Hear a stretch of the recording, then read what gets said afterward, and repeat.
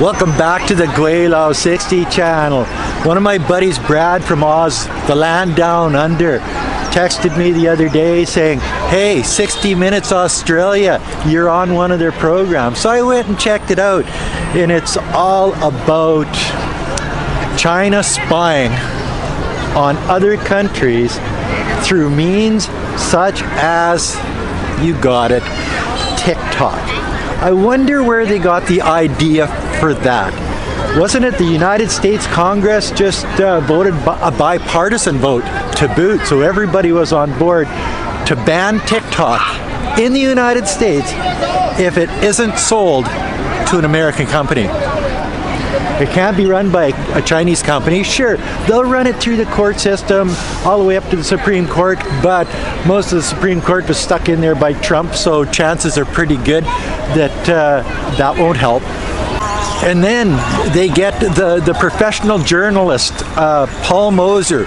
He's the guy that tried to interview me from the New York Times back a couple years ago. And of course, because I'm smarter than I look, I refused to do it. And why? Because I knew he would twist my words. Some of the content creators here in China actually went along with him and did an interview. And exactly, they twisted and turned their words into propaganda. It sounded just like propaganda, Chinese propaganda, definitely. And you know, and that's what they're saying TikTok is doing. It's got, I think, 170 million subscribers that use TikTok in the United States. I think a third of all Australians are on TikTok. So it's a big influence in the Western world, in the United States for sure. And they say that the Chinese government is manipulating what goes on TikTok to brainwash the citizens of the United States of America. And that's why it has to be banned in the United States. It's not unlike, what was it, YouTube here? A year and a half or 2 years ago, I was doing a video about COVID, and they called it misinformation and disinformation. Here's ladies taking a picture. A group, eh? These are community-oriented people here in China. But anyway, back to the moral of the story is, or the main point of the story is, so they say that you can manipulate the people through the app. It's not like YouTube doesn't do the same thing or Facebook doesn't do the same thing. Do you think it's just Facebook is boring as hell, so nobody wants to go on Facebook? TikTok is actually entertaining. It uses dancing, it uses well, just fun stuff to get their point across. But the idea that it's misinformation and disinformation, or disinformation, I guess it all depends on which side of the fence you're sitting on, doesn't it? And they named this 60-minute video, Chinese spies could have your data, is what they named it. So, you know, even before you start watching this, you know it's a hit piece. And they have video from myself, obviously, in their video, and from Lee Barrett, and from Matt from Gweilo Nation, and Cyrus Jansen, and, you know, a whole bunch of us pro-China YouTubers, people that actually live and experience China as it is. What a beautiful park! You know, this is part of Nanhu Park in Nanning, China, and it's a Saturday afternoon, and you can see back there's lots of kids and lots of stuff going on. Sort of get away from that, so you can actually hear what I'm talking about, or you can just watch the background and say, "Oh, what a beautiful place." Anyway, so they're accusing TikTok of stealing information. Well, not just TikTok, but I'll get into that in a minute.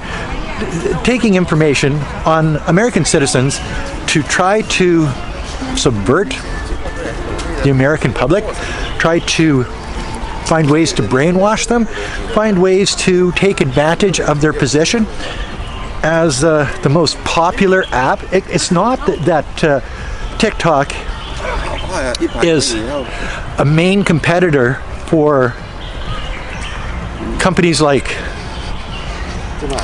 Google. Okay, their internet apps aren't as good, so it's a national security threat once again. Yes, it is, and that's basically what that's their fail-safe card that they use every time. They can't compete with a Chinese company. They pull out that fail-safe card, national security. This is a threat to our national security here in the United States. They also targeted DJI drones, saying that these drones can't be used by any government officials, can't be used by any municipalities, can't be used by, and the reason for that is that these DJI drones can gather information as they're flying over areas of the United States and send that information back to China. Well, I don't think any of these people have ever heard of Google Earth, you know what I mean? Like, holy smoke. So the idea that they would go down that road. So DJI drones are, yes, a threat to national security also. I just don't want to fall down. It's sweating today because it warmed up so quickly that the ground and everything is sweating. It's what it does here in the springtime in southern China. But also any security cameras that were made in China, they're being replaced in the West, in the United States, or Australia, in the UK, Canada, I would imagine too, because those security cameras can take pictures of whatever video and send that information back to China. How paranoid are these Western politicians to come up with all of this stuff? See, garlic is a national security threat. So is the cranes so are the EV cars now that they're talking about. So all of this stuff is being banned in the United States, and as you can see, 60 Minutes Australia, they'll have a 60-minute Canada, they'll have a 60-minute New Zealand, they'll have a 60-minute UK, they'll have a 60-minute, and they'll brainwash the people in those countries to the point that they'll ban it in their countries too. It's a way to change the idea, change the mind of those people in those countries, so that when the government makes a decision to ban something, it's because it's for national security, and everybody will already be tuned into that idea, so that when they do start banning all of this stuff, as they're doing right now, it'll just be in the interest of the citizens of that country. And it all comes down to propaganda perpetrated by the governments of these countries through their rag outlets like the Wall Street Journal, the New York Times, online 60 Minutes Australia, to you name it. There's $300 million just in the United States budget alone to give to these journal outlets to spread disinformation and misinformation about the Chinese government, and the Chinese people around the world, to make them look bad in the eyes of their citizens. The politicians have already labeled TikTok is the spy in the American pocket, because TikTok is on every cell phone. Well, about half of the cell phones in the United States have the TikTok app on it. So that's sort of their motto. TikTok is the spy in your pocket, and it's taking all the information, where you go, what you do, what you buy, how you what other apps you're on, your pictures, your everything, the whole 9 yards. And what it's doing is it's collecting all of this data, and the Chinese government is using algorithms to manipulate you into maybe buying their products or watching the stuff that you enjoy watching on online. It's and they say that's a danger to you, me, and every American out there. I don't know, guys. That's a pretty tough one to swallow. One TikTok app, or one DJI drone, or one security camera. Don't eat that garlic. It's a national security threat if you eat that garlic, guys. You know, that crane at the port. Well, what if they could shut it down? What if they could shut down every EV car made in China just by pushing one button? Well, you know, this has never happened. But see, the Americans are really good at propaganda. You see, they're the best at propaganda. If they had a TikTok app like the Chinese have developed, they could use it, and they could brainwash the entire world to think that they're not helping create genocide in places like the Gaza Strip in Palestine. That they're not promoting war and killing Russians and Ukrainians because of their involvement in that skirmish and handing over billions of dollars worth of arms to the Ukrainians and people are dying every day over there. And it's all about the expansion of NATO into the Ukraine, where back when the wall came down, the United States government had promised that NATO would not move 1 inch further east. You know, so, but it's okay because it's all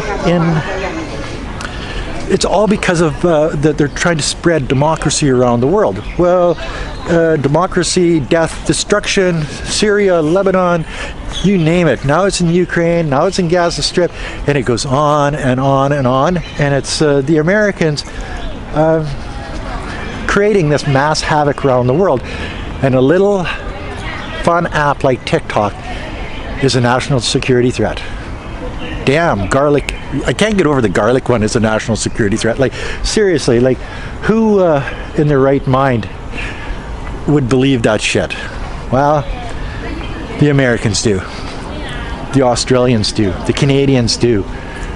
New Zealanders, not so much. But the guys in the UK do. You know what I mean? So the brainwashing actually works for the Americans. Chinese, do they use TikTok to manipulate the people in other countries? Well, you know, I really don't think they do. I think it's a fun app. It's been through the ringer. It's something that they can't compete with, so they ban it. And basically, that's the story behind this one. Is it's just another product that was created in China that's better than any American product in its class, and thus it has to be banned under national security threat rules because the Americans can't compete. And if they don't ban it, well, it hurts their social media corporations in the West that can compete, and that's basically what this is all about. Anyway, that's another short video from Gweilo 60 in a beautiful park in Nanning, China, and thanks for watching. Oh, don't forget to subscribe. Peace out. Bye now.